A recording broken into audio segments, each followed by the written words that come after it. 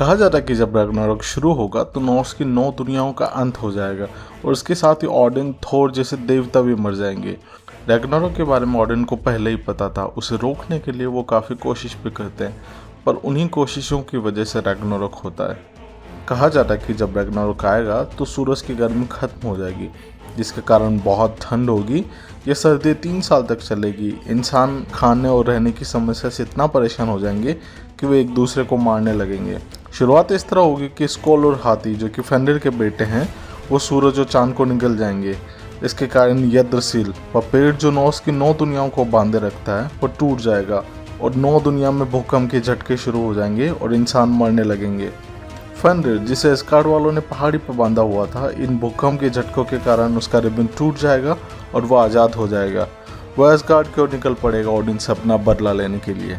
लोकी, जिसे एस्गार्ड वालों ने बाल्दुर की हत्या की वजह से बांध के रखा था, वह भी आज़ाद हो जाएगा। लोकी हेलहेम की तरफ जाएगा अपनी बेटी हेल के पास। हेल सभी आत्माओं की सेनाओं के साथ अपने पिता का बदला लेने के लिए एस्गार्ड की ओर हमला कर देगी। लोकी उन सबको आज़ाद कर देगा जिनको देवताओं ने बांध रखा था। इसके बाद बर्फीले जायंट, जो कि जोटुनहेम में रहते हैं, वह भी एस्गार्ड से अपना बदला लेने के लिए निकल पड़ते हैं। उसके बाद आसमान की ओर से मुस्फलहेम के आग वाले जायंट्स भी हमला करते हैं। उनके हाथ में सूरज से भी तेज जलने वाली तलवार होगी। जैसे ही वह बाइफ्रोस्ट के आगे पहुंचेंगे तो एस्गार्ड का 7 रंगों वाला इंद्रधनुष जैसा पुल टूट जाएगा। हेमदाल, जो कि एस्गार्ड का रखवाला है, वो एक बड़ा शंख बजाएगा, जिससे सभी को पता चल जाएगा कि रैग्नारोक शुरू हो गया है। शंख को सुनकर ओडिन मिमिर से बात करता है और वल्हला के दरवाजे खोल देता है। इसी के साथ एस्गार्ड की सेना और लोकी की सेना आमने सामने आ जाती है और युद्ध शुरू हो जाता है। युद्ध में सभी जायंट्स पर थॉर भारी पड़ता है। तभी लोकी की सेना की तरफ से गार्मर, जो कि नरक के गेट का गेट कीपर है, वो आता है और देवता टियर उसे चुनौती देते हैं।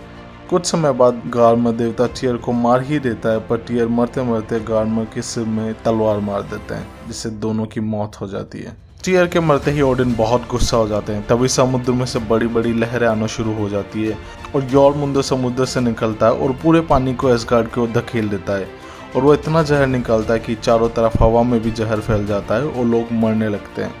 पर थॉर योरमुंदर से लड़ता है और लड़ाई के बीच में योरमुंदर अपने दांत से थॉर को काट लेता है, जिससे कि थॉर घायल हो जाता है। लेकिन अपने दोस्त टियर की मौत से गुस्सा थॉर एक हथौड़ा योरमुंदर के सिर पर मारता है, जिससे उसकी मौत हो जाती है। कुछ कदम चलने के बाद थॉर भी गिर जाता है, क्योंकि योरमुंदर ने उसे काट लिया था, इसलिए थॉर भी वहीं मर जाता है। फेंडिर देवता ओडिन को लड़ने की चुनौती देता है और ओडिन जानते थे कि उनकी मौत फेंडिर से ही होगी। फिर भी वो लड़ते हैं और अंत में फेंडिर ओडिन को मारकर उन्हें खा जाता है। यह देखकर ओडिन का सबसे छोटा बेटा विडार फेंडिर को मारने के लिए भागता है और वह मरने ही वाला होता है कि ओडिन की आत्मा आकर उसे हौसला देती है। तो विडार अपनी तलवार से फेंडिर का गला काट देता है। दूसरी तरफ हेमदाल लोकी को बुलाता है और वो दोनों आपस में ही लड़के मर जाते हैं। सर्टर, जो कि अपनी आग की तलवार से चारों ओर तबाही मचाना शुरू करता है, वह एस्गार्ड और बाकी की 9 दुनियाओं में आग लगा देता है, जिससे सभी 9 दुनिया समेत सब कुछ जल के राख हो जाता है।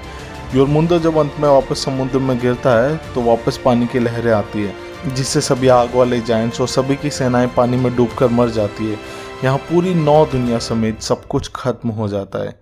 तो ये थी रैग्नारोक की कहानी। इसके बाद क्या होता है, कौन से देवता इसे सर्वाइव करते हैं, ये जानेंगे हम नेक्स्ट एपिसोड में। अगर आपको अच्छी लगी हो तो लाइक, शेयर, कमेंट करें। ऐसी और कहानियों के लिए सब्सक्राइब करें। मिलते हैं अगली कहानी में, तब तक के लिए अलविदा।